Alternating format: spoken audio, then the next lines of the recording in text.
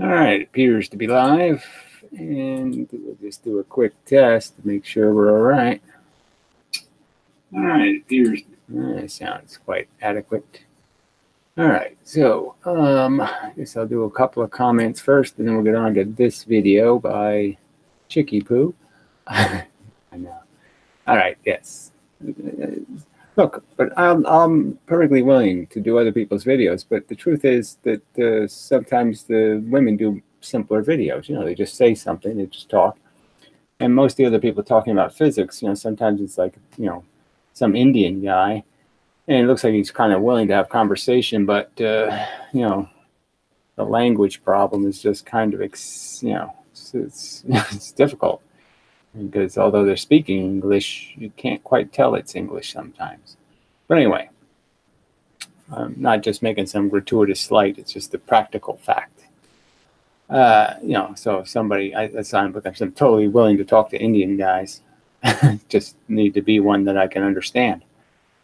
So anyway, no political intent intended. Not a political statement anyway. But anyway, I have to be so careful nowadays. What else do I have to do here? I have to get to the comment window. That requires me to go this way. Yes, so not too many comments, but might as well deal with them since they're here. Now, I don't know if you can see that. I better make sure it's working to some extent. Yeah, you can see enough of it. Who cares? Only 2 comments, really, I think. No, well, this guy says, I think 3/1000, 30/1000. That's not 1/30,000. He said 1/30,000. That means 1/30,000. So it's 1/30,000 times, or divided into, a millimeter. An inch. And an inch is 27 millimeters or whatever, and so it comes out to 0.007 or something. Very, very small of a millimeter. So whatever, I'm just saying, that's what he said. 1/30,000th doesn't mean 30 thousandths. Yeah, not the same phrase. All right, so then this snarky crap shit fuckhead says, oh, sorry, do that. Wrong language. Sorry, but this is the room where you don't do that potty stuff. Do I get points if I say there's no one who will ever concede anything? Well, obviously you don't, because then the content still isn't over. Yeah, and that's actually what happens. No, whatever. No, you don't get any points. And for reminding me that you're a snarky crap, I've now entered you as one of the people on the list, so now you can't enter. So, haha. Yeah, thanks for reminding me that you were out there, little phantasmagorical jerk. So again, I'm going to shove all these words up your whatever or down your whatever. So you know, we'll see who has the last laugh. Asshole. All right, so then Michael Falwell said some nice things now and then, this and that, but this comment just seemed kind of, yeah, woo, woo, woo, woo, woo, woo, woo. Hey, Gary, hope you are well. Just thought for your contest, handing prize money out is going to attract a lot of undesirables. Yeah, everybody on Earth is a fucking undesirable, frankly. I haven't met too many desirables. Lots of them are undesirable. Even when they look good, they're still assholes. And the fact that they are not going to be playing fair. Well, that's why I have some kind of rules that say you have to play fair or I could sue you. And that, you know, I have some mechanism with the email thing and the name thing that, you know, prevents people from just cheating and winning. And obviously, you want it to be a fair game. Yes, so I'm trying to come up with ideas that make it fair. Just an idea. An idea I really hate. But anyone who enter, designate a charity for any possible winnings. Who does that? I mean, realistically. You know, I'm just saying, well, why would I enter a contest where I don't win anything? That sucks. And frankly, all the charities suck. If you want to name me some charity, I'll point out how they squander and piss away, most of the money they collect. So, I mean, why would I want to do something for a frickin' charity? Sorry, you're just not getting the whole point here. Point is to attract people's attention, so then I can get a couple of people out of the crowd of people who just want the money. There might be a few people who have some interest in physics and say, how is that guy saying those outrageously stupid things? I'm going to challenge him. And that's what I'm looking for. I'm looking to try to poke, okay, at some physics types who think they're smarter than me and, trick them into an argument to be passed on to. Okay, so again, I think it's just a silly idea. At least you have people who, with common decency, whatever that is. There's some supposed to common decency. There's no fucking common decency. There's common indecency. Taking part then rather than going to some selfish, cheating cunt. I'm sorry, I guess you just don't know how human beings work, but yes, they have to give them incentives to do things. Sorry, you just have to. It's just one of the rules. All right, so I'll leave that up, but I don't think it's a brilliant suggestion. Yeah, but it's okay. It's just my opinion. It's not a brilliant suggestion. Giving people the opportunity to change what charity a prize money goes to, right? There could be some contest where they say, we're going to give $1 million to charity. You get to vote on where it goes. Yeah, I'm really interested. No, I wouldn't be. Like, who cares? Okay, just send it. Okay, that guy's for the United Way. Okay, well, whatever, fine. Let him win. I just can't see how somebody could be all that interested if it's just going to decide whether it goes to charity, waste 75% of the money or charity waste 80% of the money. I mean, just can't see how I could care much or at all, even. And I'm a nice guy, and I can't care. So, I mean, if a nice guy like me can't care, I don't think other people are going to be terribly motivated by such a contest. So anyway, enough said.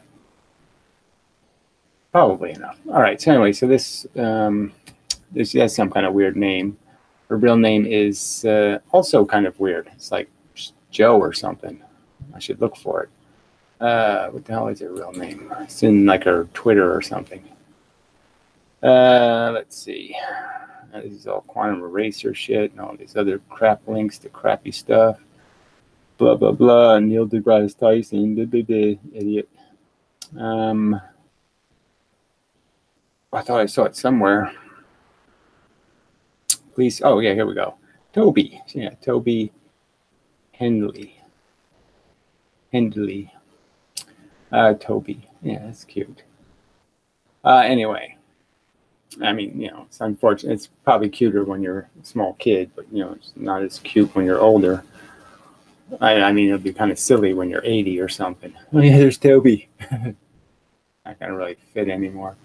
So anyway, I played some of this, and it's just, she's making a rationalization for using the Dr. Quantum video in a two-slit explanation video or something. And so now she's making concessions that might not have been a brilliant idea, but she really is defending it in a sense. So I just figure I'll play some of this and point out how you're just not getting it. I mean, that cartoon is a piece of crap from the very beginning to the very end.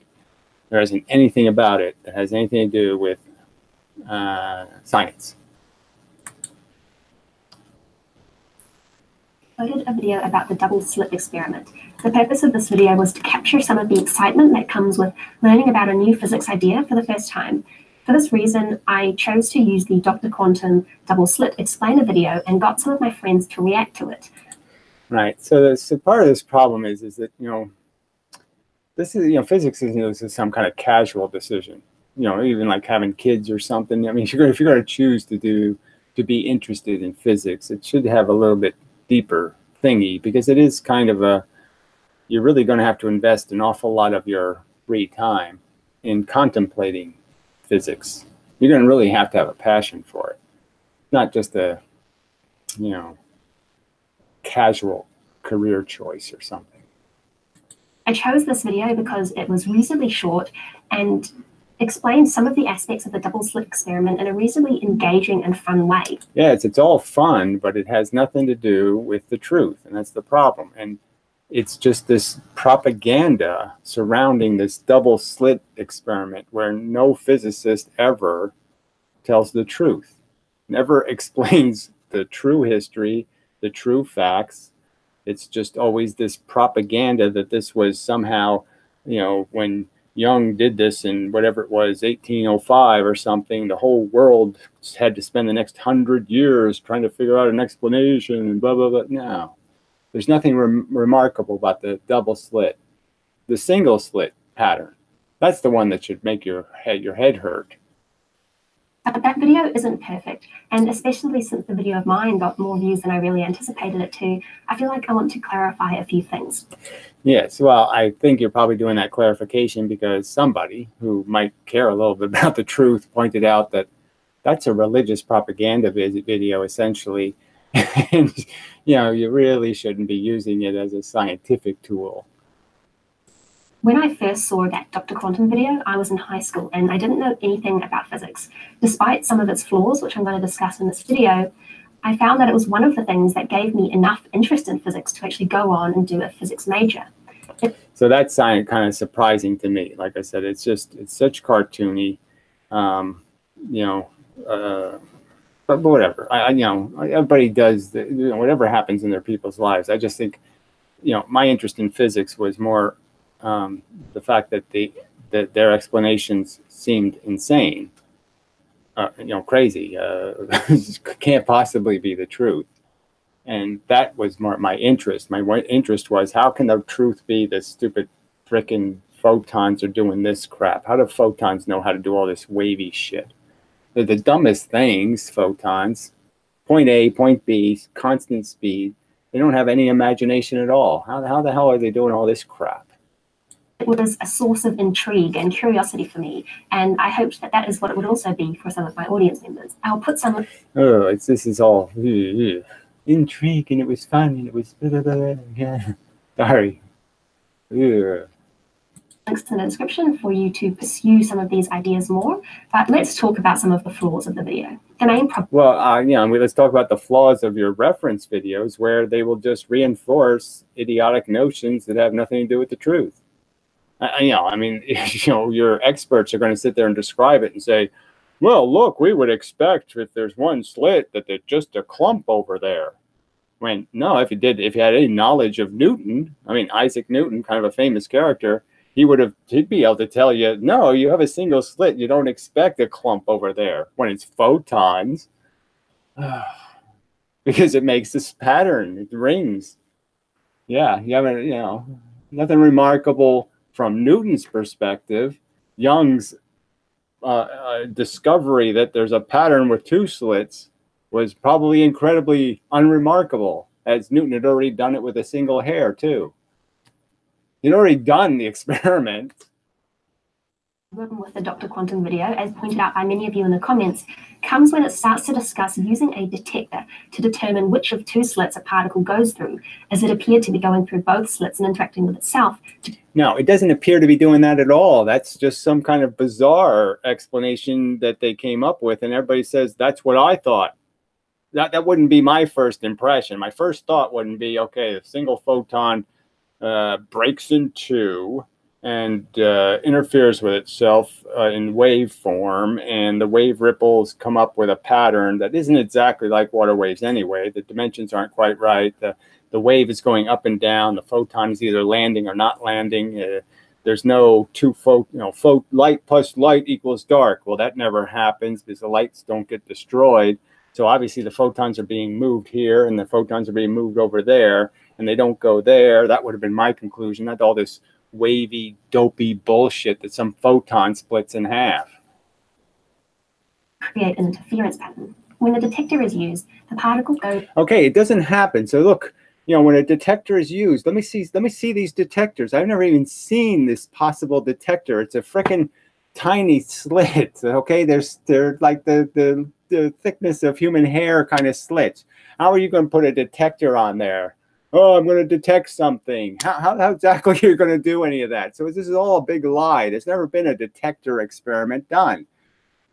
The thing is too small. You can't detect anything. You can't make an instrument small enough to detect in the first place. And then logically, you can know theoretically, well, I can't bang photons off of photons. So how the hell do I detect a photon? Because a photon really doesn't interact with anything but an electron. It has to actually hit the stupid electron. Can't just wave by it. It has to crash into it to make something happen. So what are we having a conversation about detecting a photon? That's out of the question. So then you just can start talking about, like, well, maybe we can detect the electrons. But you can't really do that as a practical matter because it's a little tiny slit. You're still stuck with the problem. You can't make a device small enough to detect electrons. You can't just bounce energy off moving electrons. It's not too easy to do. So this hasn't even been done, this detector crap. So why are they bothered talking about something they can't do? So, but the trick is, now with these big atoms, they say make the same frickin' pattern. There's 60 carbon atoms or whatever they say, they're little buckyballs. Yeah, it can bounce a photon off one of those, but how come they haven't done it? And I'm sure they're going through big fat slits. So how come they haven't tried that? Where's the videotape of when they turn the detector on and the buckyballs just keep going straight? Where's the video of that? Where's the evidence that happens? This is all based on just completely a made-up history of the evidence. Who cares about the evidence? Evidence. Let's just make up a fact that says the evidence was conclusive and it caused proof somehow, when it doesn't exist, like the Eddington experiment proving Einstein right, when no such thing ever happened. Back to behaving classically. It only goes through one slit and the interference pattern on the wall is lost. This is called a which way experiment. In the Dr. Quantum video, they use an... Yes, the whole thing, like I said, the Dr. Quantum video just sits there and basically shoots things through a single slit and says, look, nothing happens. When, yes, we know if you shoot things through a single slit, something's going to happen. So you start with a very incredibly false premise that photons are basketballs you're throwing between buildings or something. Not even close to the truth. Eye to represent the detector, and they say it is as if the particle knows it is being watched. But this is a bit misleading because in reality, the detector is measuring the particle. No, in reality, it never happened. The detector isn't measuring anything. It can't measure anything. You theoretically can't measure it, and without insanely interfering with it. So there is no measuring, and the experiment was never done. So again, why is there a conversation about an experiment that was never done? And this measurement is interacting with the particle. It is this interaction that causes the interference pattern to be lost. A quantum particle moves as a wave of probabilities. Says you. So, I mean, she just says this crap like that's the truth. Okay, fine. You all just say the stupid jargon. Mother, holy God of Jesus, love Jesus, Jesus, Jesus. You're like little mantra Catholics doing your little mantra bullshit. This is not part of reality, okay? This is just one idiot's opinion whenever, 100 years ago, some other guy said, oh yeah, that's a pretty cool idea. And then it caught on, and so then you all say this is the way it works when you don't have a bit of evidence demonstrating that this actually is what's happening. So you can keep saying your photons are waves, but you have zero evidence that they're a wave. Most of the experiments, the vast majority of the real experiments, indicate they are not waves, that they're quanta of energy that still move in straight lines, and they interact with electrons, and they don't interact with nothing, and they don't interact with each other, and they don't turn into wave things that collapse. None of that crap has been demonstrated with anything called evidence. It's all just speculation that you've written in a friggin' stone somewhere. Of being in any location. Its exact location is unknown. And if you were to... Some more crap that just Heisenberg makes up a theory. Well, let's just pretend it doesn't have a location and it, we can't measure it because of this wavelength thing and blah, blah, blah. And it's all crap. I mean, if wavelength had anything to do, see, they think wavelength has something to do with the width of the slit, and certain width of the slit has to be the wavelength of the light and all this crap. Well, then it'd be really easy. You just make the slit a little bit smaller, and then the center dot should start changing color, because the wavelength difference in visible light is a huge difference in the wavelength, 400 to 700. And so you would be able to change the color of the laser beam at the target if there was somehow some sort of connection between how wide the slit is and some wavelength nonsense. You just keep making up stuff. Your whole premise is just a bunch of assumptions that have no hard evidence supporting them. Measure its exact location, you would collapse the wave function. This would also... Yes, whatever that is, this made-up thing, this fable. So we have this fable that the three bears are going out for porridge, and then, you know, if they lock the door, then Goldilocks can't get in, and the story ends. But if Goldilocks can get in the door, then we have a whole new story to tell you about the multiverse and collapsing wave functions. It's just a story. Cause you to lose the interference pattern, which is caused by the wave-like nature of the quantum. Yeah, there's no wave-like nature. You just made that up, okay? The nature looks pretty binary and quantized and you know, unwavy. Feynman, Richard Feynman, the father of this idiotic thing called quantum mechanics, basically said it overtly. He said it. It's not a wave. He said it because he believes in some wacky, the universe does roll dice, that somehow the universe has a random number generator and can tell stuff. Well, hey, this is where you're randomly, I'm going to slip this little random ticket in your pocket and it'll tell you which way to go. Which is more just made up crap that people just say, okay, I like this pile of made up crap more than I like this pile of made up crap, because I can't make a rational judgment because none of you people have any evidence for any of this stuff you made up. Particle. Here is a clip of Neil deGrasse Tyson talking to Joe Rogan about this idea. Oh dear, though, this would be just awful, because this guy doesn't know what he's talking about either. So I'm looking at you. The only reason why I can see you is because there's light reflecting off of your face, your body, into my eyes. I want to know where you are. So I turn on the lights and I say, there you are. All right. Now, let's make you tinier. Let's make you mini-me. Okay, like in the movie, right? So now, yeah, this is real hard physics, boy. This is where you get the truth. Is, you know, he's fableizing a fable. So he's telling a fable about the fable. Tiny version of you, a mini-me version of Joe Rogan. Now you're little. I turn on the lights. You're still there. Okay. Okay. Because if the lights are not on, I can't see you. I don't know where you are. Right. It's that simple. Okay. Okay. When you start becoming the size of molecules, right on down to the size of an atom, and I ask the question, where is Joe Rogan? It wouldn't do you any good anyway, because even if you could hit the stupid stuff with something small enough, the stuff is actually moving so fast, okay, vibrating, that you couldn't isolate the position. It would be all over the place. It would be in a blob, and then you'd have this idiotic notion that somehow it doesn't know where it is and it's randomly in a blob. Atom. And I turn on the light to see you there, because I think you're there.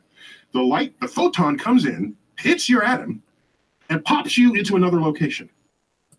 So here he's basically conceding it's a photon, not a wavicle, not a wave function, not some other thing. That what we understand is the photon has to actually hit the atom, which means it has to hit an electron. That's what photons do. They hit electrons. The very act of trying to measure your position prevents me from measuring your position. And it has Well, again, if it's an atom, I can measure the position, because guess what? Just hitting the photon, just hitting the electron will change the position of the electron. It'll change the pressure in the atom, but it won't necessarily move the atom very much. So I can get pretty good position information from a whole atom. In the sense that again, I'm going to have to, I'll have to shoot 10 photons to be able to get one that'll come back to reflect in the direction I'm in. So yes, some of the information will be lost from scatter, but I'll still get plenty of information back. We do plenty of radar experiments where we send out a ton of energy and we only get 1/100th or 1/1000th of the energy reflected back. and it's still a pretty good image. Shit to do with your consciousness or your mind or your eyes or anything. It has to do with the fact that to know you're there, some information has to come from you to me, like shining a light on you. And the smaller you are, the more susceptible you are to the energy of the light changing your position in space. And to the point where that's actually, it's the Heisenberg uncertainty principle. No, those are two different explanations. Heisenberg is saying there is no position, okay? And the rational counter argument to that argument is, no, you have a position. It's just that we can't measure it because we got big fat thumbs. And every time we go to measure something, we push it and we bang into it and we make a mess out of it. We turn it into frickin' you know, Swiss cheese or something. I mean, it's a lump and we push the lump in the wrong direction, or we cut it in pieces, or we blow it into bits. Those are two separate arguments, okay? The Heisenberg, you're not allowed to say Heisenberg anymore in any kind of context. That Heisenberg wasn't saying it really is almost anywhere. He was just saying we can't measure it. Can't measure and Heisenberg are in principle completely different arguments. It's one of the basic foundations of all of quantum physics. Yeah, so there, he says it's a foundation of physics, and he just did a duality on us.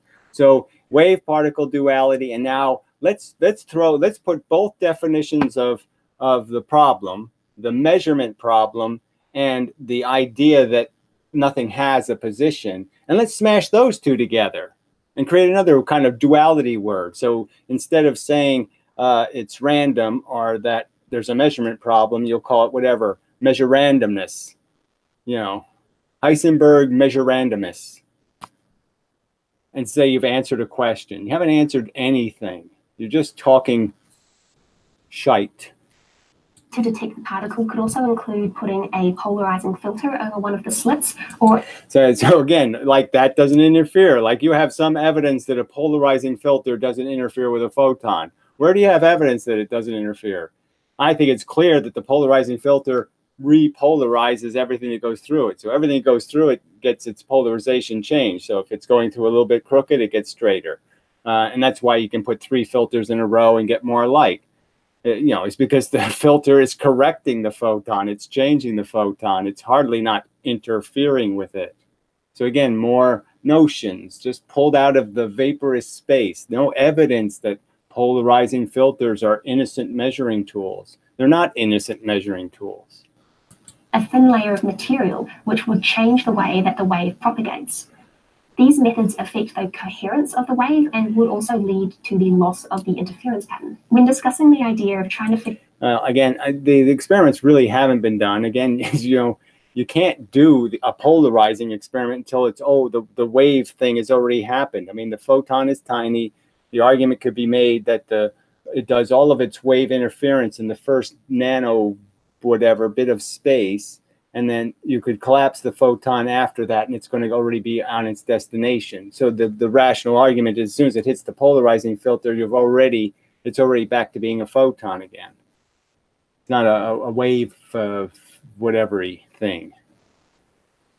About which slit the particle goes through, people are often actually talking about a delayed choice experiment, or the... Yeah, just more nonsense based on a whole bunch of assumptions about how we can create left and right-handed gloved photons, and then we're going to do some bizarre, put them through this bizarre hoops, and then say that somehow we're really measuring a real difference, when any irregularity in the paths you create, any change in the paths, could be completely responsible for the fact that you get a tiny, minuscule difference in the end results. Even using polarizing filters, as I've explained so many times, if you were throwing frisbees through jail bars, every single one of the frisbees you throw the wrong way won't get through the jail bars. But some of the ones you throw vertically will hit a bar and not get through. So there's not even a 50-50 proportion. So if you assume 50-50 going into the experiment, then clearly you're going to get an imbalance in the results because you have a wrong assumption going into the experiment. Ironically, most of the which way experiments do rely on polarization, just to point that out. Oh, maybe they don't know that it's not 50-50. Quantum eraser. In a delayed choice experiment, a detector is placed after the slits, and this seems to retroactively affect how the particles were behaving when they went through the slit. Yeah, it seems to only because of the story you tell about this elaborate Rube Goldberg experiment you create, where you have all these insane ideas that somehow I can shoot a photon over here, and over here I can detect the same photon, and all kinds of notions of your capacity to do this in the first place without interfering with the photon. So I can know where I shot it without detecting it. Without any evidence of when exactly it left or where exactly it was going. And I'll put a detector somewhere, again, where it's terminating the photon. You can't do anything but terminate photons. You can't detect them. So, this is just such crap. It's made out of assumptions. Even if the idea that photons were created as left and right hand gloves, what evidence do you have that they're created at the same instant in time? None. And so your whole experiment, every assumption is based on the fact that you're just assuming that they're created exactly at the same instant. What if they're always created right hand first, then left hand, or left hand and then right hand, and left hand, right hand, always a little bit different in time? Well, then that's the difference in your experiment. I mean, it's just this is just such little evidence to base such hard arguments on. These people make these hard arguments that we're really sure of this, and yet they have the thinnest of evidence. PBS Spacetime has a really good video on this, which I'll link down below. What's most important is that the interference pattern is lost when information about which path the particle has taken becomes available to the external environment. Just a pile of crap. Just made up crap. There's just no evidence that you're doing any of this information thing. You can't just glean information off of the system. You either choose to interfere with it massively, or you choose to just make up a story. That's your two choices, and you've all chosen to let's just make up a story. It doesn't matter if this information ends up in the brain of a human, the brain of a frog, is seen by a pot plant, or just leaks out into stray air molecules. So this whole notion that there's any such thing as this idea of information, it's a cause and effect universe. Everything has a path you could trace backwards. You can always look backwards and see where it came from.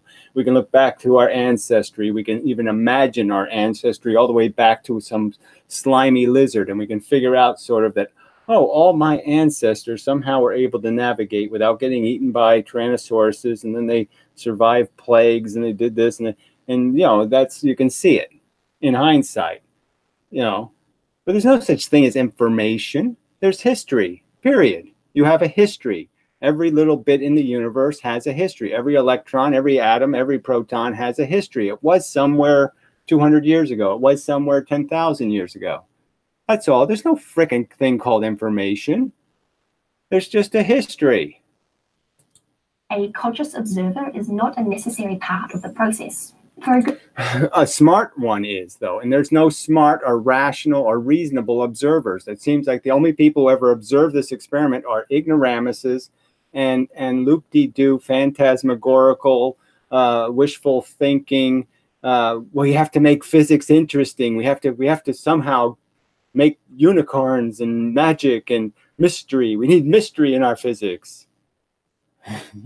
We need spooky action, as Einstein would say. Just spooky action BS. Good argument on why a conscious observer is not required. Please read the article, Quantum Mechanics Needs No Consciousness. In this article, they talk... This is a duh thing, right? So this isn't until the very end of the Dr. Quantum video. So the physics of the Dr. Quantum video was a lie. The history was a lie. And then, yes, there's a preposterous lie at the end implying that the universe is watching you, that there's a God eye blinking. About experiments where which way information about the path that a particle took is measured, but not on a macroscopic device, so not available for a conscious observer to read. The information was stored in the state of a single atom, and under these conditions, the interference pattern was still lost, meaning that a conscious observer was not required. None of that happened. Again, is storing the information in a single atom. Yeah, obviously the energy, the momentum, the movement is transferred from one thing to another. That's the only thing there is that's this information thing, is movement of stuff and the collisions between those things. And I mean collisions in a loose sense, in the sense that they're the only thing that can directly interact are forces with matter. Matter doesn't directly interact with matter. It's always bouncing off the forces surrounding the matter. I mean, people can't even see that obvious connection. Why is there such a difference between the electron pattern and the photon pattern? Why does the electron pattern look so smooth and wavy, and the photon pattern looks like a bunch of bars of light, on, off, nothing in between, just kind of on and off? Why the big difference? Oh, well, that's because the electrons are matter, and they're bouncing off force, and the photons are force, and they're hitting matter. Yeah. To cause collapse of the wave function. I have seen there is no wave function. It's just a made up crap. claims that quantum mechanics is vital to understanding consciousness, but I think that having these two mysteries disentangled from each other is an important step in being able to understand both of them a bit better. Yeah, well, you just entangled Heisenberg with the measurement problem. So, you know, I don't think you're disentangling anything. You're just pretending that somehow if I do this which way experiment, I've eliminated the measurement problem. I figured out a way to interact with photons without interfering with them, which you haven't done, and which requires a ton of assumptions about what your little black box technology is actually capable of doing. This is my current understanding of the experiment based on the information that I've read about it. If you think anything else needs further clarification. Well, I just think that she's a physics student. Okay, so she's not a whole physicist yet, I don't think. But getting there, or whatever. And clearly, you've fallen for a bunch of assumptions. Again, you just believe because that's what they taught you. And if you really looked at the evidence, can't you just admit, well, gee, you know, it's rather thin evidence for claiming a multiverse. It's rather thin evidence for claiming that there's a wave-particle duality or something, that the photon actually doesn't know where it is. I mean, we actually don't have any evidence that's what the truth is. We certainly don't have evidence that the photon, corpuscular little meteor, flies towards a slit and says, I have to split in half and turn into a wave function. And I'll do that when there's a single slit. I'll split in half and create two waves. But if there's a double slit, I'll only split in half and create two waves. Somehow it knows that it can't make four waves in the double slit. Please post a comment about it. There were some really thoughtful and helpful comments in the comment section of my last video, but there was also some hostility towards people with alternative viewpoints. Yeah, well, I mean, there should be hostility when people don't accurately describe the history. And then, like what Degrassi Tyson just did, just smash the measurement problem into Heisenberg and call it Heisenberg. There are two different explanations of the reality. And you can't smash them together for no good reason. You have to have a good reason to say somehow that's the same thing. Somehow it's the same thing for us to think that photons don't have an actual position, you know, until we crash, until we force it to have a position. And the notion that, yeah, we just can't measure its position. We can't do it. We don't got the tools for that. Can't bang photons into photons. Can't look at a Volkswagen by smashing a Volkswagen into it. Can't see what a, you know, F-1 bomber looks like by flying another F-1 bomber into it. I would rather they feel like they can say their misconceptions and have them corrected in sort of a kind manner, rather than feeling like there is a lot of hostility towards them. There were also some comments that kind of surprised. I just don't understand. You know, frankly, I mean, the hostility can't be avoided, because this is like fundamental issues of integrity of science and what evidence should be and what reasonable should be. Obviously, if there's some tinfoil hatter saying God did it, he's just as out of the question. It's just, you've said it's such a poor example for what qualifies as science, this theoretical thing where I just make up a story and then see who else I can convince that the story is the truth. So I just make up a fable, and as long as I make it a little bit reasonable, like, okay, the bears can't talk, but they do wear hats, you know, as long as I modify the story enough to keep it from being totally ridiculous, And yeah, I can sell it. And so it's just a modified God, right? People just make a modified God. Oh yeah, well, the standard religions, you know, they're just too crazy with their authoritarian God. So we'll just turn God into some sort of love beetle, you know, sitting in the middle of a black hole somewhere going, I love you all. You're so special. You know, and people buy it because they're hungry for bullshit, not the truth. Me from people saying things like, oh, how could anyone not know about the double slit experiment? I learned about this as a child, and sort of insinuating that anyone who hadn't learned about it was somehow below them. Well, obviously it's physics, so you have to have some understanding of the fundamental experiments in physics. And again, I'm going to argue the physicists don't understand. They're clearly clueless because they somehow think Young's experiment was remarkable when Newton already did Newton's rings, plus he did the single impediment experiment where he diffracted light off a hair. So he'd already done this surface experiment and kind of pointed out that, yeah, look what surfaces do to light. Material surfaces screw up photons somehow. And it seems to me the obvious explanation would be is we already know that surfaces are weird. We know the transition between water and air causes diffraction. We know lots of surfaces screw shit up. So why couldn't we do some little bit of logic and say, you know what, the matter's a complex thing full of a lot of energy and electrons flying around and everything. Why don't we blame the phenomenon on the complex thing instead of blaming it on the photon, the dumbest thing in the universe, the thing that's so reliable. It travels billions of light years through space, you know, and gets to us, you know, in a very coherent way. It doesn't go wobbling off or get drunk at the 7-Eleven or do any of that crap. It doesn't do anything complicated at all. And here you are blaming the simple thing for the complex pattern when you have the matter sitting right there in front of you saying, I'm complex and I make things do things that are kind of weird. Isn't that the obvious answer? That this is just a surface phenomenon? To that, I say that, you know, if you don't have friends from a range of different education backgrounds and interests, then that's not something to be proud of. I don't consider someone knowing about the double. Okay, right. So imbeciles are fun. No, imbeciles are a waste of your time. So are drunks and drug addicts and all kinds of things.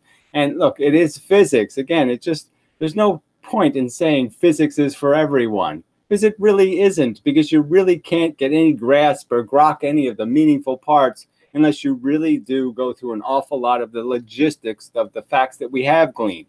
All the little experiments that Newton did, and all the ones Rutherford did, and all the ones this guy did, and all the ones that guy did, and especially just the ones that are kind of rudimentary and fundamental, because they'll tell you a hell of a lot about what you have to, what your model has to explain. There's lots of things your model has to explain, not just the single slit, not just the double slit. It has to explain the ultraviolet catastrophe, and it has to explain all of this stuff. And this stupid model that quantum mechanics has come up with doesn't explain anything. It can't even explain why two magnets attract each other without inventing some virtual nonsense. I mean, it's hopelessly wrong. Slit experiment to be a criteria for them to become my friend or for me to talk to them. In fact, I really enjoy talking to people from you know, a whole variety of interests. Except the cranky sorts. You don't like cranky people, apparently, though. Don't be too cranky. It's all fun. Insult each other in a fun way. On people who are willing to learn new things just because they're not willing to learn. That's the whole point. There's a bunch of people who are fanatically telling you 9/11 was an inside job, the earth is flat, you know, there's free energy. They're fanatically telling you. They're not like willing to learn anything. They're belligerent to education. They will ignore the evidence, just as you people have. At your level. I think it can be somewhat easy to get trapped in a bubble where all your friends are sort of at the same level as you, they know the same things and have similar interests, and you can gain a warped perception of what... Oh, well, sorry, that's not even true either. Obviously, life is just easier if you can, you know, it's just like having a bunch of people that can't speak English around. You're saying, what the fuck's the use of this? I don't want to spend my life constantly writing Rosetta Stones and trying to translate each other just to say, you know, stop your dog from shitting in my lawn. I mean, if that has to take me 3 hours, then, you know, the usefulness of this existence is done. It's kaput. So yeah, I would rather be hanging out with people I can at least have some kind of rational starting point. So why should I have friends who are fucking Muslims or something, or some other kind of wacky crap? Why the fuck should I do that? Why would that make any stinking sense? They're obnoxious to the function of the universe because they have such a preposterously idiotic notion of reality. What general knowledge really is and what general people are concerned about and know about. I think, though, that possibly that should be something you want to go out of your way to try and correct, to talk to more people who have different interests from you and to try and broaden your own knowledge and understanding. Thanks for... Yeah, that's right. Sure, like anybody's doing that. I'm just saying, oh, just horseshit. Everybody's a preacher. And all we can do is try to humiliate the bad preachers. That's it. There's no other choice. You're obligated to humiliate them. They won't stop till you humiliate them.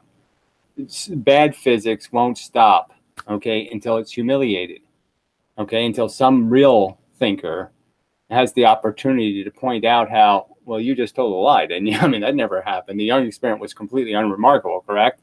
That's just all you have as evidence, right? You have a pattern on a wall, and you've made up a whole story about what's happening here, but you don't have a single really shred of evidence for any of this theory. And it certainly doesn't match any of the other experiments in any way whatsoever. It just has no continuity at all.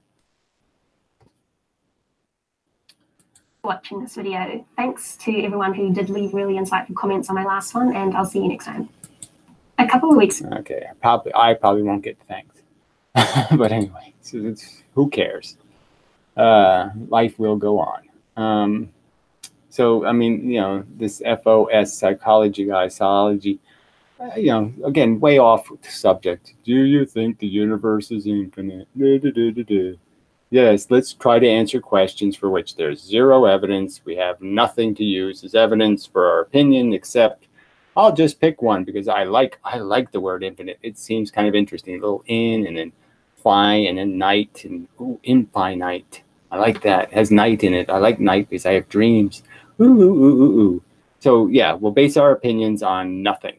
Great. Fantastic. Let's have conversations about questions that can't be answered. Great. No, that's a waste of frickin' time. Ugh.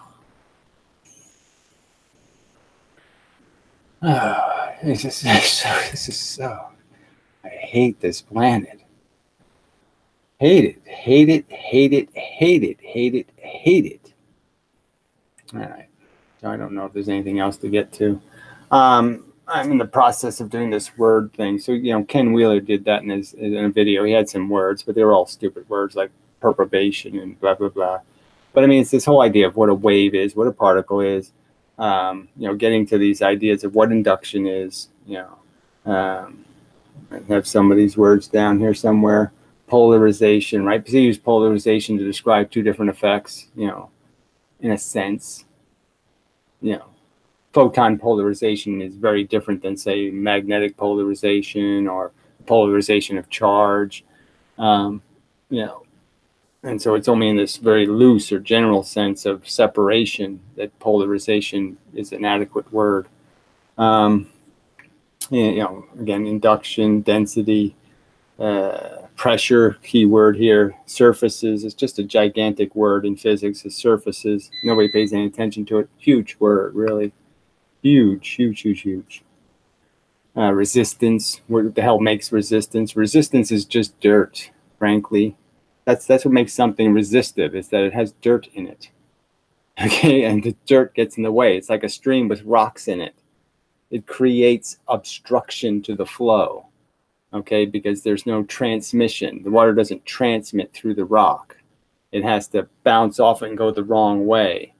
And that's a waste of the movement in the direction. Just absorbs the energy in the sense of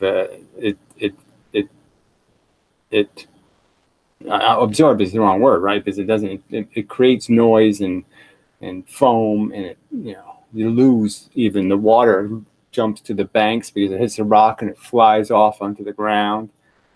And that's all resistance is. Not complicated.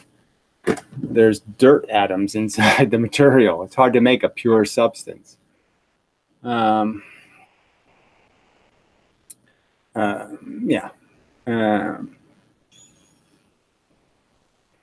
And then there's the noise of just the atoms moving, from heat.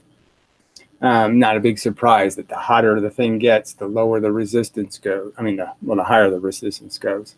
The harder it gets to get the stuff to coherently move if it's moving in all these other directions because of heat.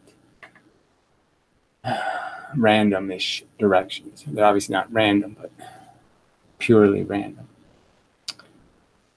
Anyway, just so much crap physics. It's all crap. And I intend to prove it, with more arguments and a proper analysis of the actual evidence. Let's look at the real evidence and see if we can find any reason to think they have enough evidence for these wacky conclusions. And they're always wacky conclusions. They never come up with some kind of simple answer. They always come up with some kind of extraordinary answer. Very magical. So, yeah. So that's the other project is words, list of words. And what else is on the agenda? So got some kind of link thing, got to come with some kind of link thing to other people and some way to encourage more direct conversation, direct arguments, direct debate. I mean, it's just the only way it can happen. We have to have the opportunity to prove our argument by showing how weak their argument is. And the best way to do that is have them try to explain their crap. Just like that reporter asking Feynman, well, what makes two magnets stick together? And he ends up with a 5-minute pile of crap as an answer.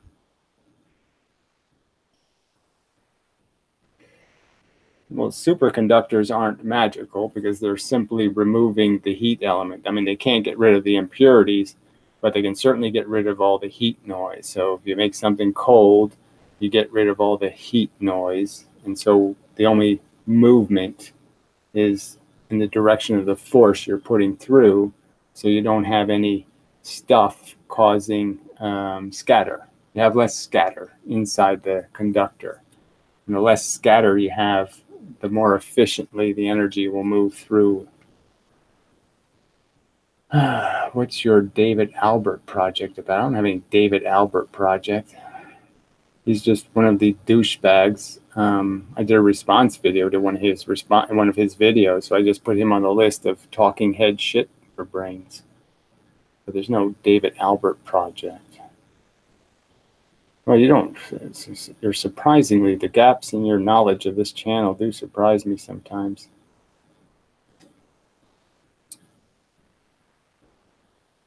I don't know where you got that from. I just don't know why you would ask the question. It's curious.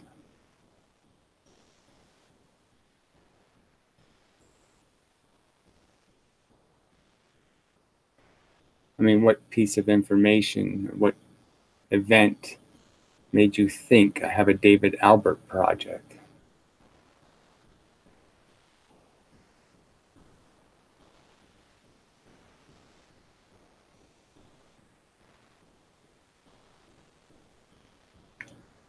I have a contest. Will be announced next week. And I got some, 45 names of different people related to this channel, related to the subject of physics online that I've had some connection with.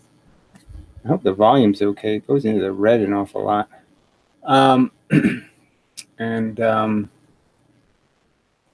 He's on the list. And the contest will be to pick the people who will have to concede, be rational, who will be rational first and concede that my unification theory is a huge improvement over the incompatible nonsense they currently believe.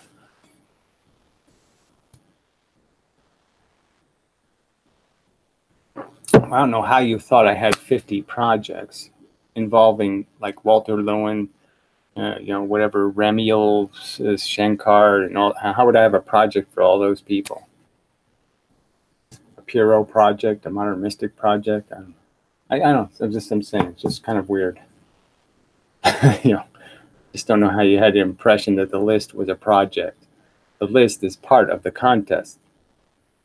Can't have the contest without the list. You have to pick people from the list and pick which will be the most likely people to concede first and which people will concede last or never.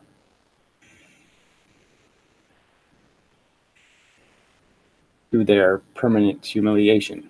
Yeah.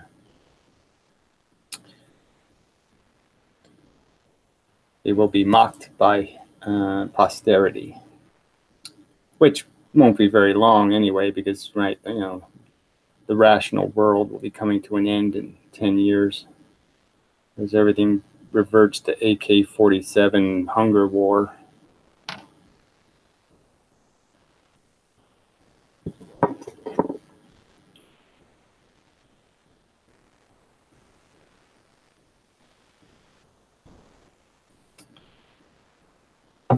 So, just not enough time to educate the human race. They're just they're too belligerently stupid.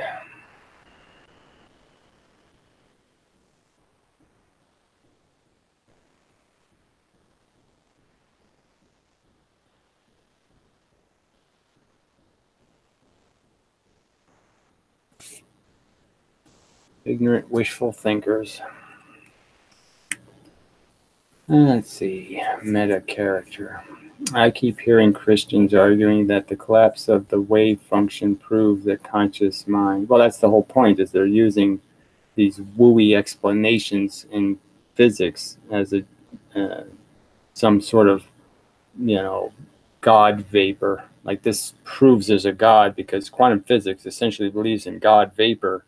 And yeah, so if you can make God vapor, you can make gods. So, you know, they're making it more feasible that there could be some woo king out there, because they're creating lots of woo. And so if there's lots of woo in the universe, why wouldn't there be a woo king?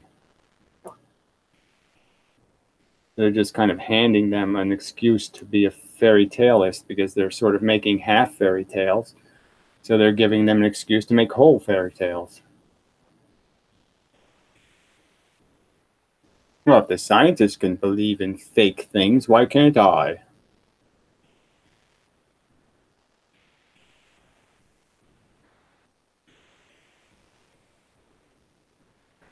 Yeah, well, that's all it is. I mean, I was a lot less cynical going into this than I have become, because it's really on every subject. You just see where they've just assumed so much. It's all based on assumptions. It's all based on, it's like even me. You could go based on what I said like 7 years ago when I was first trying to figure this out, and I had different kinds of theories and different kinds of explanations, and you feel kind of good about this idea, and you say, oh yeah, that's a 70%er, and that's a this, and you know, and yeah, you know, but you know, there's a point where you can say, okay, this is solid, and there's a point where, yeah, it looks kind of good, but it's really not.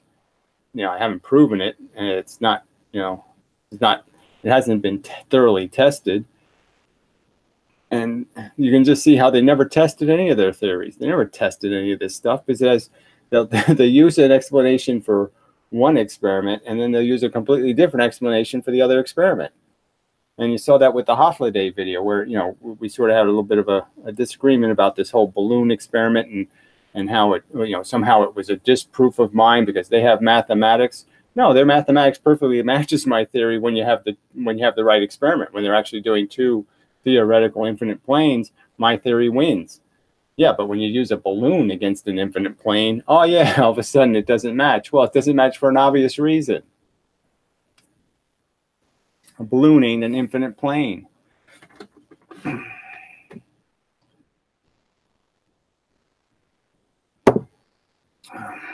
By infinite, I just mean big.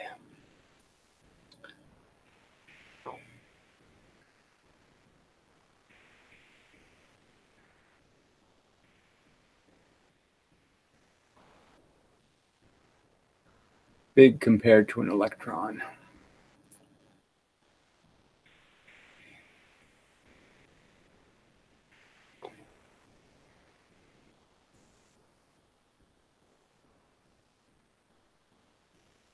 Yeah, it's very frustrating.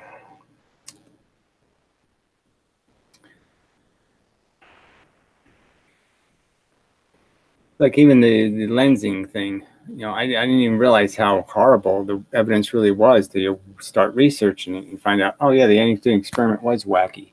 And I didn't realize that it was all based on a gimmick by Einstein to cut to basically double the mass of any gravitational body when a photon goes by. So whether you know it or not, but every time a photon goes by, you're twice as heavy. Yeah, it's magic. Photons make you twice as heavy. These aren't physics enough questions, so I don't like them much. Do you think conscious life will go extinct forever? Well, I think obviously it will, because the solar system ain't going to survive, and life isn't going to get out of this solar system in any form that's fucking conscious. So, yes, it's doomed. I don't know whether it'll emerge again and what form it will emerge in. I'm just saying that I can point out to you how preposterously uncommon the chemistry would be. I can just point out how it's very rare chemistry. Like I could sit for 1,000,000 years and it ain't going to happen, and it don't happen. So I can just point out how there was never a different DNA molecule, not even a different amino acid DNA molecule, not a slightest little change. Only one DNA molecule ever became reproductive in the history. And this is when we're covered with the whole surface of the earth is covered with the building blocks of those DNA molecules, and yet none of them emerged and do this replicating thing. And I can just point out how many one-time events happened, where it only happened once, where a nucleus went, where a cell went inside of another cell and became the nucleus of the cell. Another advance that you have to get to consciousness. You can't get to consciousness logically without that event, because that's the event that really made evolution go, because now you were basically exchanging DNA. That's when you could do sexual reproduction. So that was a huge advance.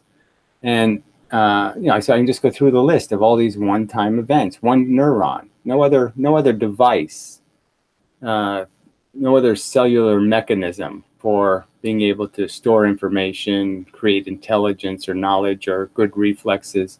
No, neurons. That's it. One. And so we're based on all of these one-time events in 4 billion years of chemistry.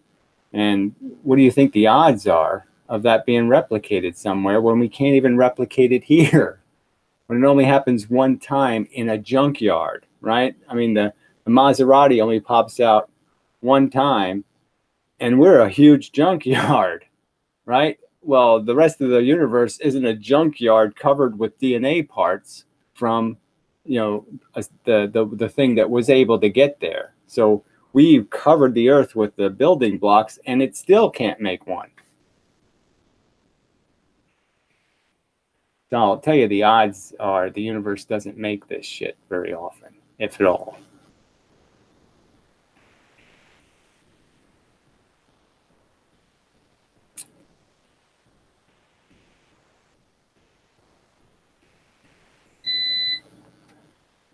Now you're getting on all these. You're just, this is, I did an amenda room today. Maybe you could do this crap there, but this is the draft physics. I really don't want to do all this philosophy crap.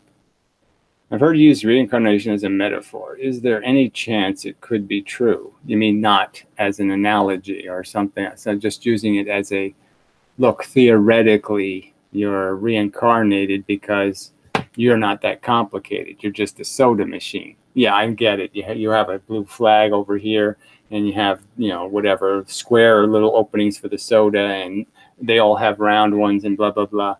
But fundamentally, you're just a collection of a few habits, and that it seems quite likely that, out of 100 million people being produced every year, net gain, that one of those or two of those might have the same or similar programming, same kind of button arrangement, and be experiencing life in a way very similar to how you experience it.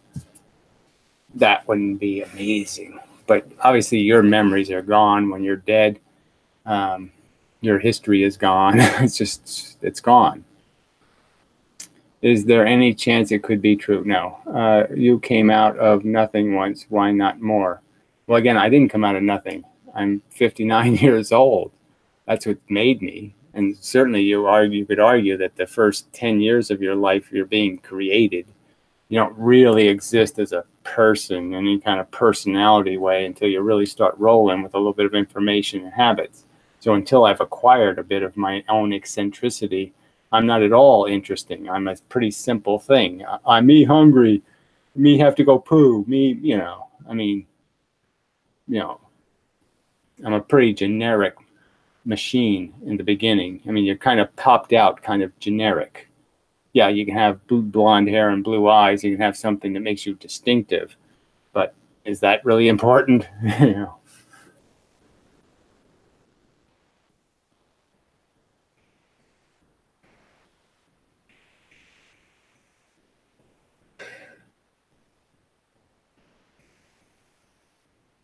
I mean, you are your experiences. And I'm clearly saying there's going to be other people who are going to have life experiences that are similar to my own.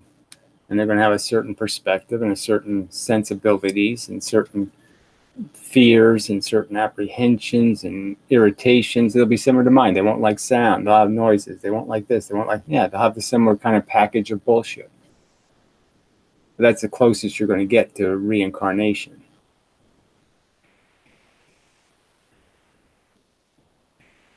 But it shouldn't matter, because the basic function of being a feeling organism, playing a very stupid game and trying to do it in a decent way, that should be something we can all understand. Like, say, 70% of people, maybe in some general sense, don't want to be an asshole and want to play a decent game. And you can certainly understand that that's the basic machine.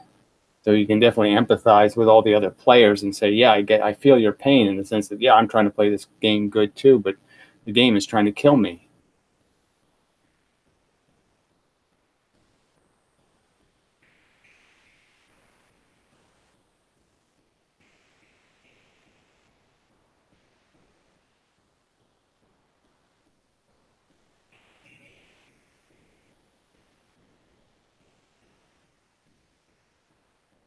Well, I don't know. You think sex is fun and beautiful. I mean, that's all just subjective. That's just something that's been built into you. That's like saying donuts are delicious.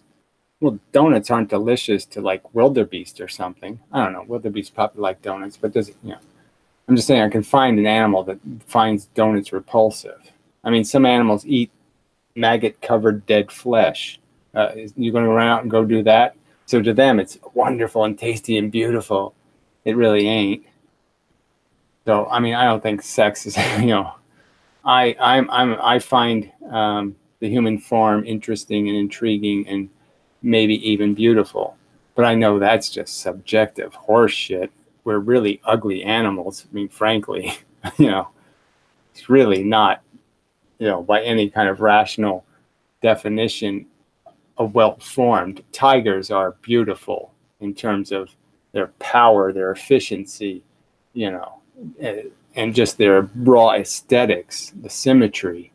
They're beautiful. We're not beautiful. Well, self-awareness is just a horseshit word. Oh, you mean how does it produce feelings? There's no self-awareness. It's just bullshit language. You feel and you think, right? And so feelings are just a delusion imposed on us. Somehow, the computer figured out how to make a program that says, this is repulsive. So there's something that was just innately repulsive as a feeling. Ouch. Ow! And then it figured out that, well, if we use this ouch thing in a clever way, we can make something very grateful for not being ouched. And that's like a reward. So we don't even have to make carrots. We can just use this whip to make somebody think they're winning because we don't whip them as often. But I mean, it's not self-awareness. It's just the idea that we're capable of being harmed.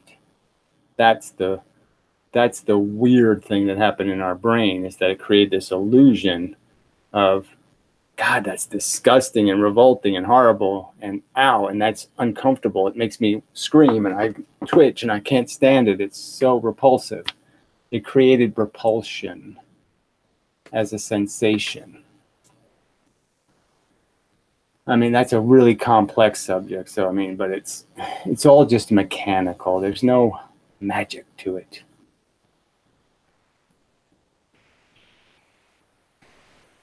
Once you finish sex, you realize how gross it is. Well, I don't know if I do that, but you can get bummed for 10 minutes until you're reinvigorated, get back in the game. Yeah, so it can be a little rough period there where you're doubting there's any point to existing.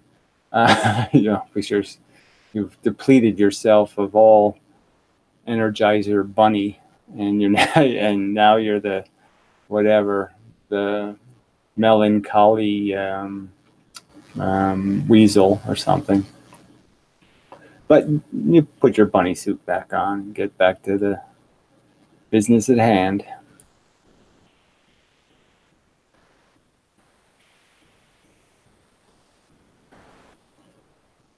Well, hopefully, not using your hands too much.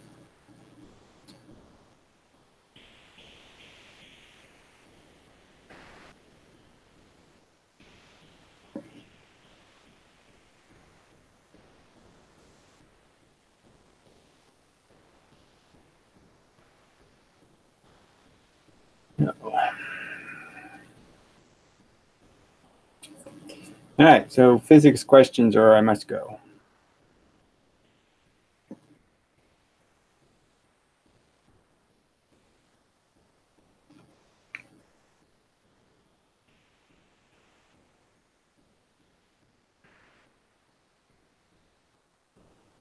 Oh, these damn critters living in the walls. You can't live here. Don't pay any attention. Damn immigrants. So anyway, I guess that's enough. So till the next time and such and so forth and whatnot. This adventure in physics fun and such and so forth and whatnot.